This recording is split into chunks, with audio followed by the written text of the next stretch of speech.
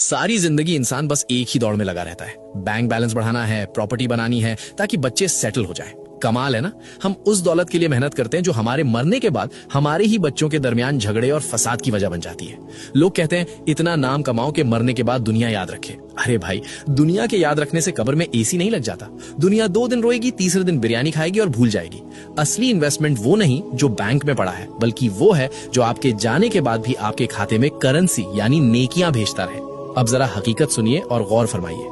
इस्लाम में इसे कहते हैं सदकाए जारिया, यानी वो नेकी जिसका सवाब इंसान के इंतकाल के बाद भी रुकता नहीं बल्कि कयामत तक जारी रहता है। सही मुस्लिम की हदीस 1631 गवाह है कि मरने के बाद इंसान के अमाल का सिलसिला खत्म हो जाता है, सिवाय 3 चीजों के, जिनमें से एक है वो नेकी जिसका नफा यानी बेनिफिट लोगों को पहुंचता रहे। तो अगर आप चाहते हैं कि कब्र की तन्हाई में भी आपका रिवॉर्ड सिस्टम चालू रहे तो ये 6 काम आज ही नोट कर लें। कुरान पाक, किसी को कुरान मजीद तोहफे में दे। जब जब वो पढ़ेगा हर हर्फ पे आपको सवाब मिलेगा।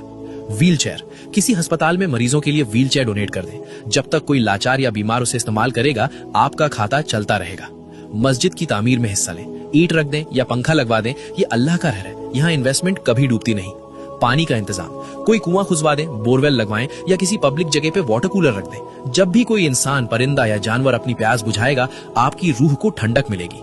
दरख्त, एक पौधा लगा दें। जब भी कोई उसके साए में बैठेगा या उसका फल खाएगा वो आपके लिए सदका बन जाएगा। और छठा रास्ता जो इन सब में सबसे आसान है वो है इल्म फैलाना, जैसे कि अभी आप ये पैगाम सुन रहे हैं। याद रखिए, कब्र का अंधेरा बहुत खौफनाक है। वहां कोई दोस्त, कोई रिश्तेदार, कोई बैंक बैलेंस काम नहीं आएगा। वहां सिर्फ यही छोटी छोटी नेकियां चिराग बनकर जलेंगी। मौत का कोई कैलेंडर नहीं होता, बुलावा कभी भी आ सकता है, इसलिए इंतजार मत कीजिए।